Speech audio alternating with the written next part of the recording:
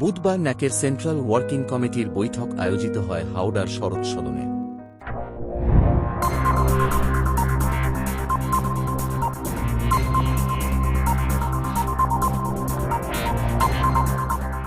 EPS 95 এর আওতাধীন ন্যূনতম পেনশন ১,০০০ থেকে বাড়িয়ে ৭,৫০০ টাকা করতে লাগাতার সওয়াল করে আসছে ন্যাক সহ বেশ কয়েকটি পেনশনভোগী সংগঠন। তাদের দাবি, বেঁচে থাকার যে প্রাথমিক প্রয়োজন আজকের দিনে তা ১,০০০ টাকায় মেটানো সম্ভব নয় কোনোভাবেই। ইপিএফ রয়েছে যাদের, তাদের ন্যূনতম পেনশন বাড়িয়ে অন্তত ৭,৫০০ টাকা করা হোক। এতে লক্ষ লক্ষ গ্রাহক উপকৃত হবেন। যদিও অভিযোগ, দীর্ঘ ১২ বছর ধরে কেন্দ্রীয় সরকার তাদের বঞ্চিত করে চলেছে। এদিকে গত ১০ থেকে ১২ বছরে দেশে ক্রমেই বেড়েছে জিনিসপত্রের দাম। লাগাতার মূল্যবৃদ্ধিতে নাজেহাল বয়স্ক পেনশন প্রাপকরা।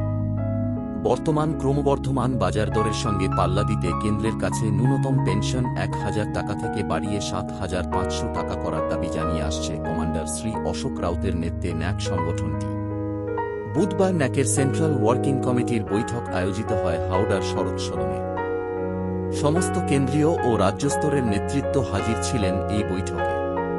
উপস্থিত ছিলেন ন্যাকের national president commander Shri Ashok Raut ও সাধারণ সম্পাদক শ্রী বীরেন্দ্র সিং রাজাওয়াত। শ্রী অশোক রাউতও এই বৈঠকে সমগ্র দেশে আন্দোলন আরও জোরদার করার আহ্বান জানান। তিনি বলেন, ১৯ জুলাই থেকে পার্লামেন্ট অধিবেশন শুরু হচ্ছে, তাই আমাদেরও দিল্লিতে আন্দোলন করতে হবে। কেন্দ্রীয় সরকারকে হুঁশিয়ারি দিয়ে তিনি ১৫ আগস্ট পর্যন্ত সময়সীমা দেন। শ্রী অশোক রাউত বলেন, কেন্দ্র যদি ১৫ আগস্টের মধ্যে আমাদের দাবি দেওয়া পূরণ না করেন তবে দিল্লিতে আমরা আন্দোলন অনশনে বসব।